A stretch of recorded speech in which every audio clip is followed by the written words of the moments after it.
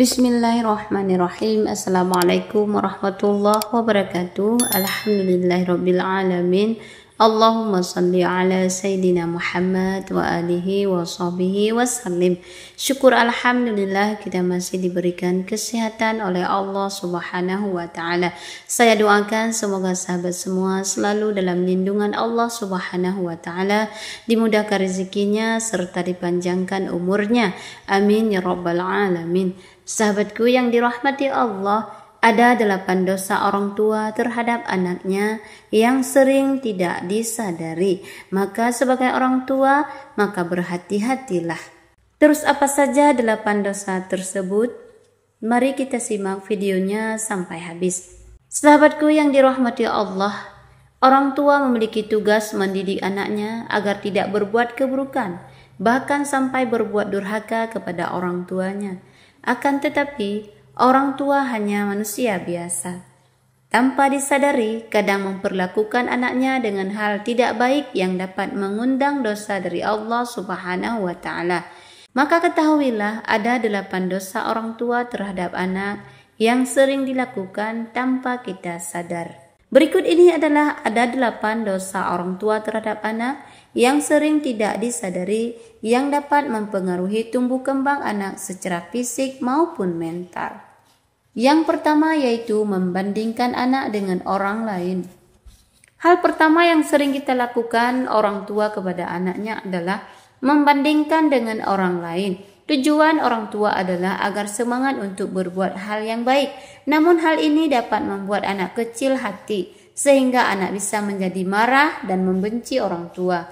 Bahkan bisa juga membenci orang yang dibandingkan tersebut. Kemudian yang kedua, menelantarkan anak.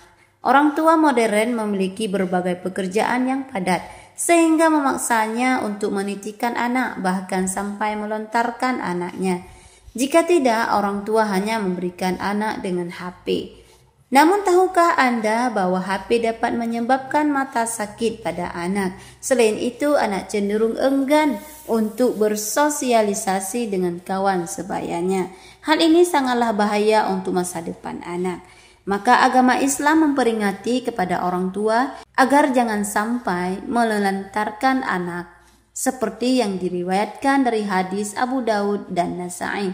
Seseorang dikatakan telah cukup berbuat dosa bila mana menelantarkan orang-orang yang menjadi tanggungannya. Kemudian yang ketiga, mencaci maki.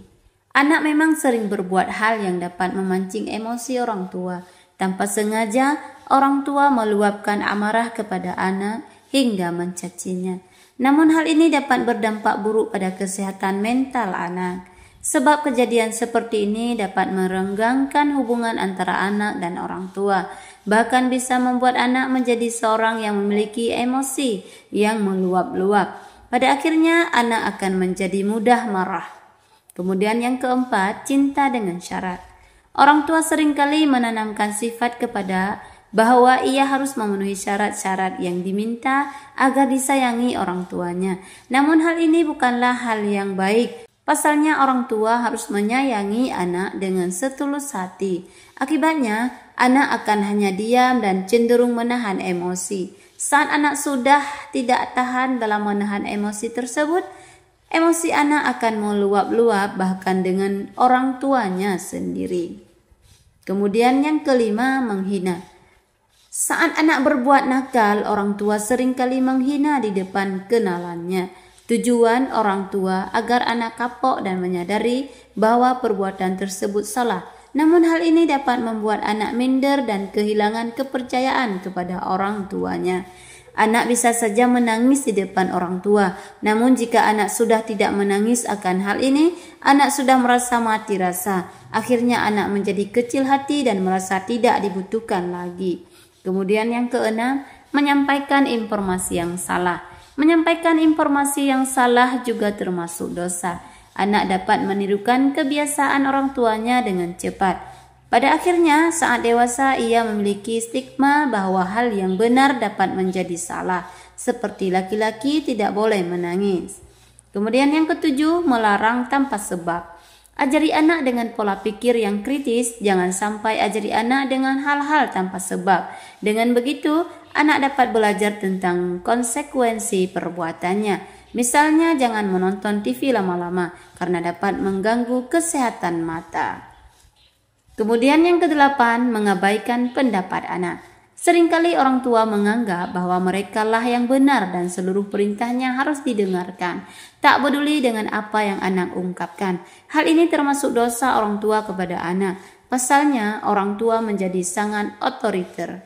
Mulailah dengarkan pendapat anak, walaupun terdengar aneh. Jika pendapat sering diabaikan, dapat membuat kurangnya rasa percaya diri sampai sulit berteman.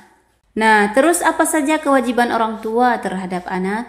Kemudian kewajiban orang tua terhadap anak yang selanjutnya adalah memberikan nafkah dan rezeki yang halal, sebab keduanya bisa membuat anak tumbuh dengan baik. Anak akan terlindungi dari dosa dan kehidupannya pun akan dimudahkan oleh Allah Subhanahu wa Ta'ala. Untuk itu, wajib hukumnya bagi orang tua untuk mendapatkan pendapat dari pekerjaan yang halal. Nah, itulah sahabatku, ada 8 dosa orang tua terhadap anak yang sering tidak disadari. Demikian wahai sahabatku, itulah yang dapat saya sampaikan. Semoga video ini bisa bermanfaat bagi kita semua. Amin ya rabbal alamin.